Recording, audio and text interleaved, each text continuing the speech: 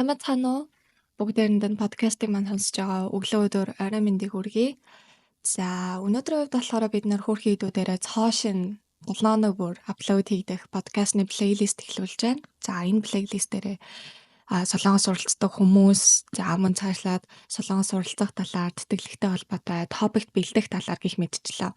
Чадах чинээрээ та бүхэндээ туслахыг хүсээд энэ подкастаа эхлүүлж байгаа.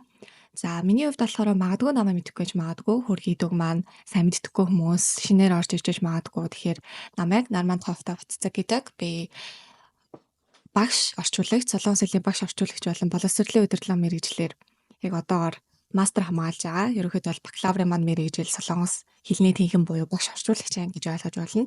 За яг одоогийн байдлаар болохоор би солонгост засгийн газрын тэтгэлгээр 100% төлбөргүй мастертаа суралцаад 2 дахь жилдээ орсон байна. Тэгэхээр удахгүй төгсөх курсээ оюутан болсон байна гэж ойлгож байна.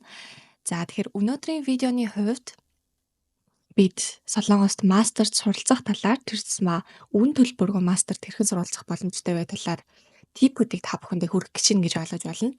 За би болохоор өөрөө сүүлийн сургуульд одоо ерөнхийдөө солонгос суралцахаар судалж байгаа бол бүгдээрээ мэддэг байх гэж найдаж байна. Сүүлийн сургууль маань солонгост бол топ 1 дэлхийд болохоор яг одоогийн байдлаар World Ranking-аар 31-т орж байгаа юм. Маш сайн, маш чанартай сургууль гэж хэлж болно. За энэ сургуультай би Education Administration буюу боловсролын удирдлага мэргэжлэр мастер хамгаалж байгаа. За тэгэхээр 2023 оны засгийн газрын тэтгэлэг буюу одоо бидний сүүлийн үед ярьж заншснаар GCAS тэтгэлэгтэй. GCAS тэтгэлгээр 2023 онд Солонгост суралцах гэж ирсэн байгаа. За тэрнээс өмнө бол би ямар нэгэн байдлаар Солонгост огт суралцж байгаагүй, Солонгост огт ирж байгаагүй. Оноогоо аваад, топик 6 оноогоо аваад, он сурсны хачаар маш сайн голчтой байсан учраас тэтгэлэгт тэмцэх боломжийн эзэн болж чадсан. Тэгэхээр өнөөдрийнхөө энэхүү жижигхэн подкастаар та бүхэндээ Солонгост суралцах, тэр тусмаа мастер суралцах тэг юу анхаарах вэ? Тэр тусмаа 100% төлбөргүй суралцахад бидэнд юу хэрэгтэй вэ гэдэг талаар хамгийн хэрэгтэй 3 типийг та бүхэндээ хүргье. За хамгийн ихний маань гаргаж ирсэн тип маань болохоор топик оноотой байх, эсвэл гадаад хэлний оноотой болох нь та бүхний маань хийх хамгийн гол алхам, хамгийн чухал, хамгийн basic мөртлөө хамгийн чухал алхам гэж ойлгож байна. Яагаад вэ гэхээр бид солонгос хэлний эсвэл гадаад хэлний буюу англи хэлний оноотой байж иж аплайдах боломжууд маань зааван цаашлаад тэтгэлэгт тэнцэж орох боломжууд маань нэгдэж идэг гэж ойлгож байна. Тэгэхээр хэрвээ солонгост мастер доктор хийхээр төлөвлөж эхэлсэн бол та бүхний маань таны маань хамгийн түрүүнд хийх ёстой үйлдэл бол ялцчихгүй солонгос хэлээ сурах, цаашлаад топик оноотой болох гэж ойлгож байна. Тэгэхээр топик оноо гэдэг маань юу вэ гэдгийг бас хараахан судалж амжаагүй ч юм уу мэдэхгүй хүмүүс маань байж магадгүй. Топик оноо гэдэг маань солонгос хэлний түвшин тогтоох шалгалт гэж ойлгож байна. Ерөнхийдөө солонгос хэлийг сурж байгаа гадаад хүмүүс өөрийгөө хэр хэмжээний мэдлэгтэй байна вэ гэдгийг академик түвшинд албан ёсоор баталж байгааг топик шалгалт гэж ойлгож болох нь байна. За топик шалгалтын хувьд болохоор топик 1 болон 2 гэдэг 2 шалгалт байдаг. Тэгэхээр магадгүй сурч эхлээд цаашаагаа бүр илүү гүнзгийрүүлээ судлал бас зүгээр ах гэж бодож байна. За хэрвээ топик шалгалттай холбогдолтой асуултууд байх юм бол энэхүү подкастын маань комент хэсэгт үлдээгээд өгөх юм бол дараа нь би бүтэн нэг эпизод болоод оруулахаас боломжтой байна. За тэгэхээр хамгийн ихний алхам бол ерөөсө гадаад хэлээ сайжруулах. Тэр тусмаа солонгос хэл дээрээ нэмээд англи хэлний оноотой байх юм бол та бүхэнд мань бүр илүү давуу тал болдог. Жишээлх юм бол манай сургууль дээр буюу сүүлийн сургууль дээр гэж авч үзэх юм бол business administration ч юм уу те ерөөдөө MBA, business, олон улсын худалдаа, иймэрхүү мэргэжил дээр болохоор маш их intern хөтөлбөрүүд ирдэг. Intern гэдэг маань өөрөө дадлаг хөтөлбөрүүд гэж ойлгож байна. За сүүлд миний харснаар болохоор миний сургуулийн маань мэйл дэгжсэн юм. Манай тэнхэм за IELTS 7.5-аас дээш оноотой. За 2 дугаар курст орсон магистрийн оюутан байх юм бол World Bank-д очиод ерөнхийдөө дадлага хийх боломжтой олон улсын дадлагын хөтөлбөр байна гэдэг ч юм уу. Иймэрхүү байдлаар маш их саналууд, интернет боломжууд маш их гарч ирд юм билээ. Тэр эдгээр боломжуудыг илүү сайн хатгахыг хүсэж байгаа юм бол ялцчгүй гадаад хэлний оноон дээр нэмээд одоо топик оноон дээр нэмээд гадаад хэлний оноо буюу IELTS оноотой байх шаардлагатай гэж ойлгож байна. Тэр IELTS оноотой байвал танд илүү даваа талтай л гэж ойлгоод байгаа юм л. За миний зүгээс бэлдсэн 2 дахь тип маань болохоор тэтгэлэг судлах байгаа. Тэгэхээр тэтгэлэг судлах гэхээр манайхан нэлээ өөр бодоод байдаг юм шиг үлээ. Би судалж чадахгүй хаа одоохондоо би хийлгүй гэдэг ч юм уу. Ямар нэгэн хэмжээнд англи хэлний дунд шатны хэрэглээний хэмжээнд мэдлэгтэй бол тэтгэлэг судлахад бүрэн боломжтой цаг гаргаад л сууж чадах юм бол маш олон тэтгэлэгнүүдийн мэдээллүүд байдаг те Korean scholarship гээл хайхад ерөнхийдөө зөндөө гарч ирнэ шүү дээ. Тэр хэдүүлээ хэрвээ мөнгө төлөхгүйгээр Солонгос 100% тэтгэлгээр суралцах хүсэлтэй байгаа бол ялцчгүй тэтгэлгээ судлах хэрэгтэй.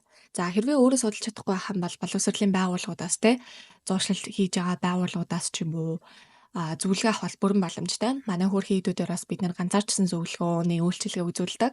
Ерөнхийдөө миний өөрийн маань мэрэгжил боловсролын удирдлага сандаан буюу зөвлөгөөтэй холбоотой мэрэгжил учраас бас өвлийг сургуультай энэтэй холбогдлоо хичээлүүд үзчихсэн туршлагатай учраас би өөрөө бол ганцаарсан зөвлөгөөг өгдөг. Тэгэхээр хэдүүлээ бол бүрэн авах боломжтой. Таны яг өөрийнх нь кейсэнд тохируулсан ямар тэтгэлгүүд байна, ямар боломж, ямар гарц гаргалгаа байна гэдгийг ерөнхийдөө бол зөвлүүлээд авах боломжтой гэсэн. За тэтгэлээ судлахтаа бүгдээрээ засгийн газрын тэтгэлэг байж болно. Гэтэ сүүлийн үеүүдэд ерөнхийдөө засгийн газрын тэтгэлэг гэдэг мэдээлэл аюул их болоод байна шүү дээ. Ер нь бүгдээрээ бас анзаарсан байх. Facebook, Instagram хүн болгоо нэлээх мэдээллүүдийг хуваалцдаг болсон байгаа. Тэгэхээр тэтгэвэр мэдээллүүдээс авч болно. За нэмэлтээр өөрт нь тохиромжтой тухайн сургуулиас өгөх ямар боломжтой тэтгэлэг байна те. Жишээ нь TOEFL тэтгэлэг, дүнгийн тэтгэлэг, ÜСУ аксен буюу ороод ирснийхаа дараагаар танд 100% тэтгэлэг олох боломжтой хөтөлбөрүүд бас маш их байдаг. Тэгэхээр иймэрхүү байдлаар судалж үзэх юм бол маш олон тэтгэлэг байгаа гэдэг ямар ч юм би бол зүгээсээ хэлхийг хүсэж байна. За энэ тэтгэлгүүд дундаа засгийн газрын тэтгэлэг гэдэг зүйл маань юугаар онцлогтой байгаа гэхээр одоо миний хувьд жишээ нь тэтгэлгийн 2 дахь жилдээ аваад амжилттай суралцж байна.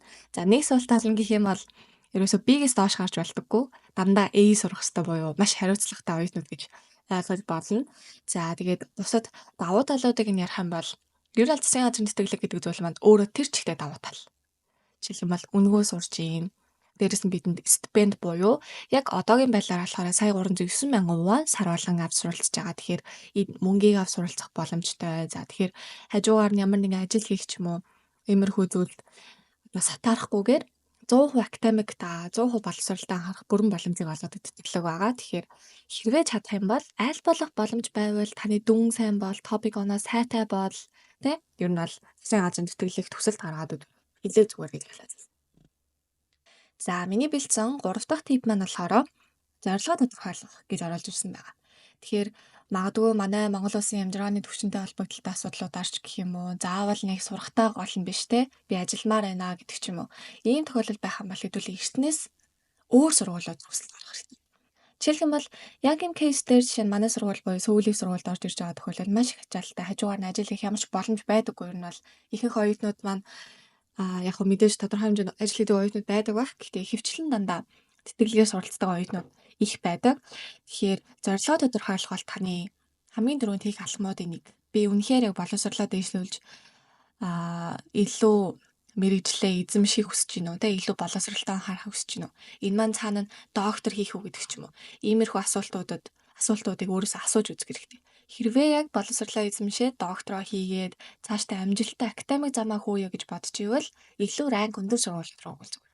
За харин амжиргааны түвшнөө илүү дээшүүлэх хүсэлтэй байгаа. Тэ ер нь бол мөнгө цуглуулах хүсэлтэй байгаа гэдэг ч юм уу.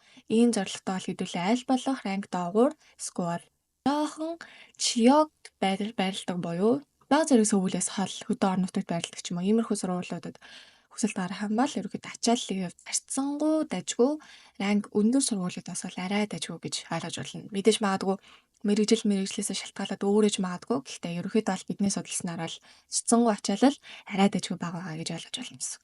За тэгэхээр Солонгост дүн төлбөргүй мастер суралцах, цаашлаа доктор суралцах хүсэлтэй байгаа. За бакалаврт хийж болно. Тэгэхээр ерөөхдөө бол та бүхний маань хийх хамгийн гурван том алхам бол миний саяны дурдсан алхмууд байгаа. За төгсгөл хэсэгт нь би дахиад нэг багцлаад хэлэх юм бол топик оноотой эсвэл гадаад хэлний оноотой болох хэвээр. Хоёрт өөрийнхөө кейст тохирсон те өөрийнхөө нөхцөл байдал тохирсон тэтгэлгээ судлах шаардлагатай. Гуравт зорилгоо тодорхойлох.